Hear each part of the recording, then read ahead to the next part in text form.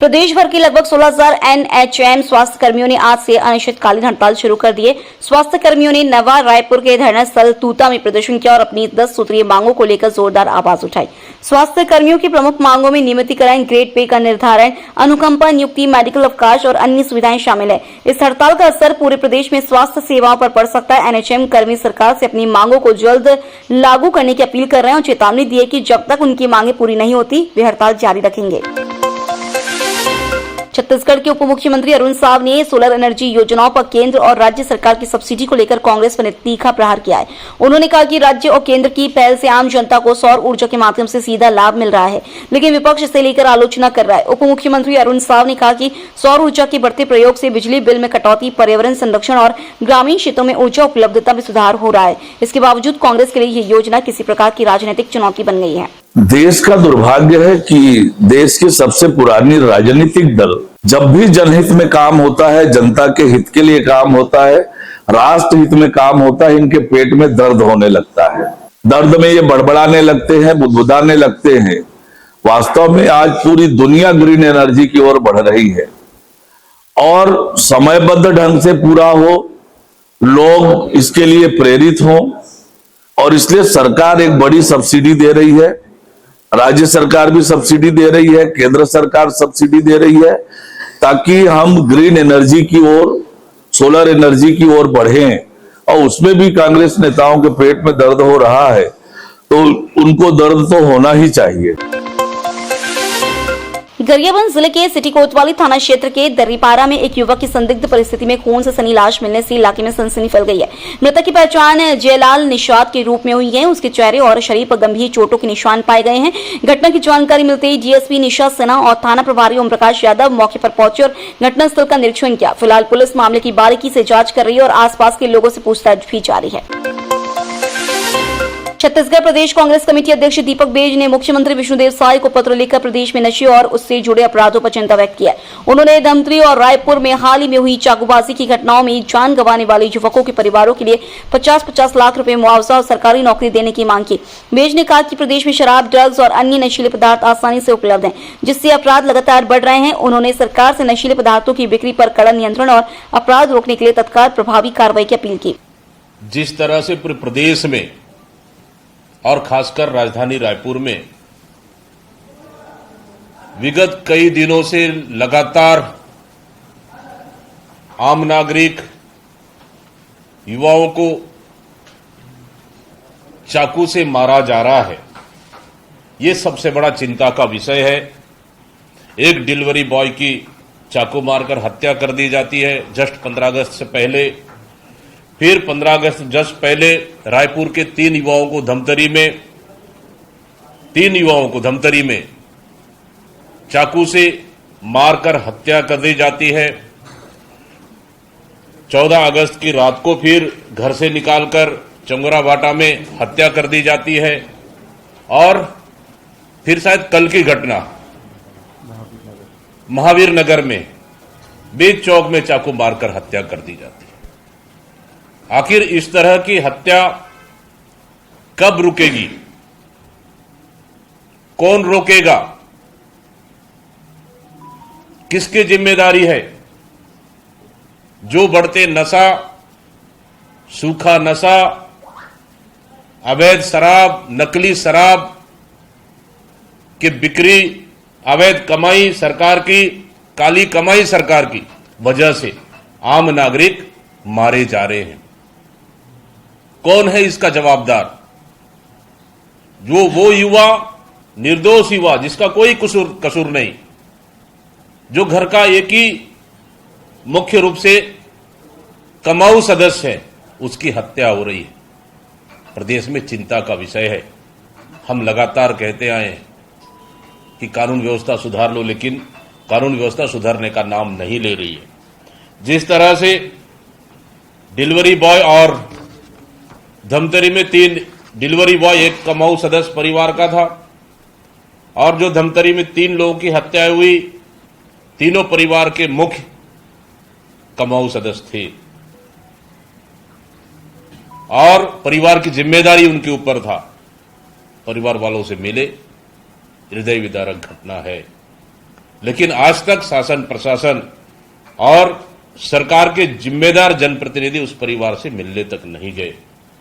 इसलिए प्रदेश कांग्रेस कमेटी ने निर्णय लिया और आज मैं स्वयं माननीय मुख्यमंत्री विष्णुदेव साय जी को ये पत्र लिख रहा हूं ताकि उन 4 निर्दोष युवा, डिलीवरी बॉय और दमतरी में जो तीनों युवा मारे गए, उनके परिवारों को 50-50 लाख रुपए आर्थिक मुआवजा दे ताकि उनके बच्चों की पढ़ाई लिखाई और परिवार की पालन पोषण भरण पोषण हो सके और साथ ही उस परिवार में किसी सदस्य को नौकरी दिया जाए, क्योंकि आपकी सिस्टम के शिकार हुए हैं ये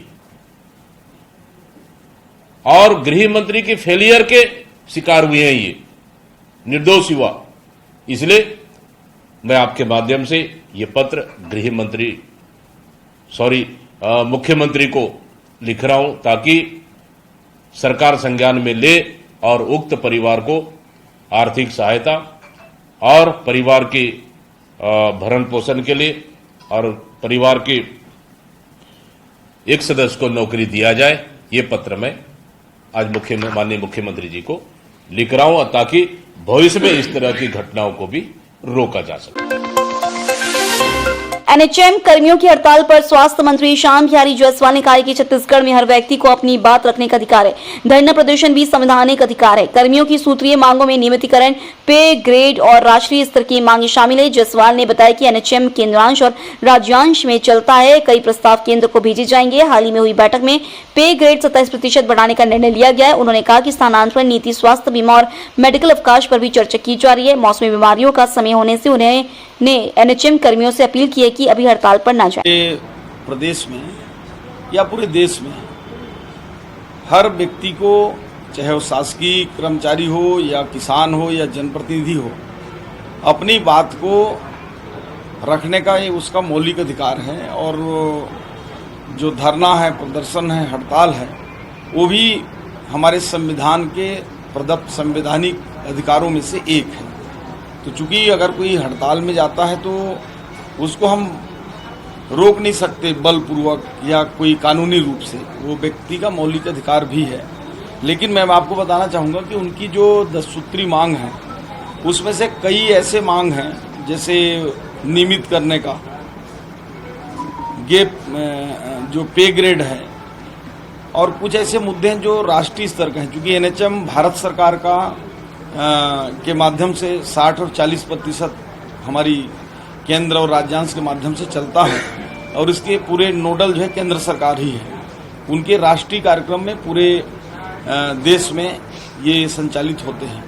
ऐसे में कुछ मांगे उनका तो केंद्र सरकार की ओर से उसको प्रस्ताव तैयार करके हम लोग भेजेंगे, और कुछ मांगे अभी की बैठक में उनकी जो वेतन वृद्धि को लेकर था, तो 27% जो वेतन वृद्धि है जो हमारे मैनिफेस्टो में भी है, उसको हम पूरा करने के लिए उस बैठक में अप्रूव किए हैं। साथ ही जो स्थानांतरण नीति है उसको भी बैठक में एक कमेटी बनाकर उसको नीति बनाने हेतु तय हुआ है कि स्थानांतरण नीति हम किस प्रकार से उनका कर सकते हैं।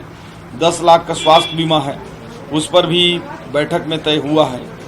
साथ ही साथ जो 30 दिन का मेडिकल अवकाश है या फिर बीमारी और दुर्घटना का 30 दिन का सवैतनिक जो रेगुलर कर्मचारियों को मिलता है, इस प्रकार के जो अवकाश हैं, मेडिकल अवकाश हैं, उस पर भी इसमें बैठक में बातचीत हुई है। और मैं तो आप लोग माध्यम से अपील करूंगा, चूंकि अभी मौसमी बीमारियों का समय है और पूरे बैक्टीरिया वायरस अपने चरम प्रकोप पर हैं, तो इसलिए आप लोगों के माध्यम से मैं सभी एनएचएम कर्मचारियों से अपील भी करता हूं कि अभी हड़ताल में ना जाएं। अभी 1-1.5 महीने सामान्य स्थिति हो जाने दें, क्योंकि अभी जनजीवन प्रभावित होगा। और निश्चित रूप से उनकी जो और मांगे हैं उसको आज मैंने उनके टीम को समय भी दिया था और मुझे लगता है कि शायद वो मिलने भी आएंगे।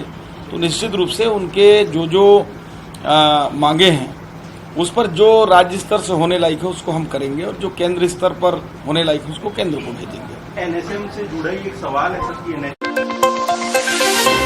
कांग्रेस के वोट चोर आंदोलन पर मंत्री श्याम बिहारी जायसवाल ने कहा कि कांग्रेस को लोकतंत्र और लोकतांत्रिक संस्थाओं पर भरोसा नहीं है।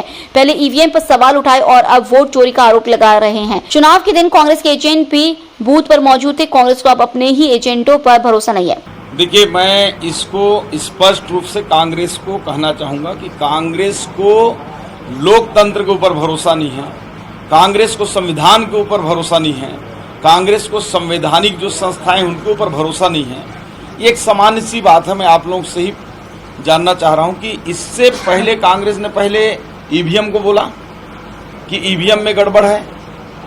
जब वो थक गए कि ईवीएम में गड़बड़ी नहीं है, चुनाव आयोग ने साबित किया, तो उसको छोड़कर ये बोलना चालू किए कि वोट की चोरी हो गई। तो चलिए मान लिया कि इनकी वोट की चोरी हुई, तो कैसे हुआ? जब वोट होता है तो उसमें कांग्रेस का भी एजेंट होता है, भारतीय जनता पार्टी का होता है और अन्य दल के भी एजेंट वहां पे होते हैं, प्रत्याशियों के। तो यदि वोट चोरी हो रहा था तो इनके कहने के मुताबिक कि फर्जी लोग वोट डाले, तो उनका आदमी क्या कर रहा था? जो इलेक्शन एजेंट वहां कांग्रेस का बैठा होगा। यदि वो चुनाव आयोग को वोट चोरी का आरोप लगा रहे हैं तो इनका एजेंट भी, पूरे देश में जितने एजेंट होंगे सारे लोग चोर होंगे। तो कांग्रेस को अपने ही लोगों के ऊपर भरोसा नहीं है। ये इस बात को प्रमाणित करता है कि कांग्रेस के जो वहां पे 5-5 एजेंट बैठते होंगे अंदर से बाहर तक, तो उसको खुद अपने लोगों पर भरोसा नहीं है। या तो कांग्रेस ये कहना चाह रही कि चुनाव आयोग को वोट चोरी का आरोप लगाते हैं तो उनके खुद के लोग चोर हैं जो वहां बैठे थे, या चोरी में शामिल हैं। इसको कांग्रेस स्पष्ट करे। मंत्रिमंडल विस्तार के सवाल पर मंत्री श्याम बिहारी जायसवाल ने भूपेश बघेल पर तंज कसते हुए कहा कि ये तो बेगानी शादी में अब्दुल्ला दीवाना वाली बात हो गई है। कांग्रेस को अपनी चिंता करनी चाहिए। 2.5 साल वाला फॉर्मूला कांग्रेस ने ही बनाया था। टीएस सिंहदेव भी सूट सिलवा कर बैठे थे, इसलिए भूपेश बघेल को उनके सूट की चिंता करनी चाहिए। देखिए, आपने जैसा कहा कि कांग्रेस भी उतनी बेचैन है, तो बेगाने की शादी में अब्दुल्ला दीवाना, तो कांग्रेस को इतना इसके पीछे क्यों इंटरेस्ट है कि कौन मंत्री बन रहा है नहीं बन रहा है? तो भूपेश बघेल जी अपना चिंता करें। जो 2.5 साल वाले में वो सिंहदेव साहब जो सूट सिलवा रखे थे, वो सूट अभी भी सिंहदेव साहब बढ़िया वो प्रेस मार के रखे हैं टेची में। तो भूपेश जी उस सूट की चिंता करें।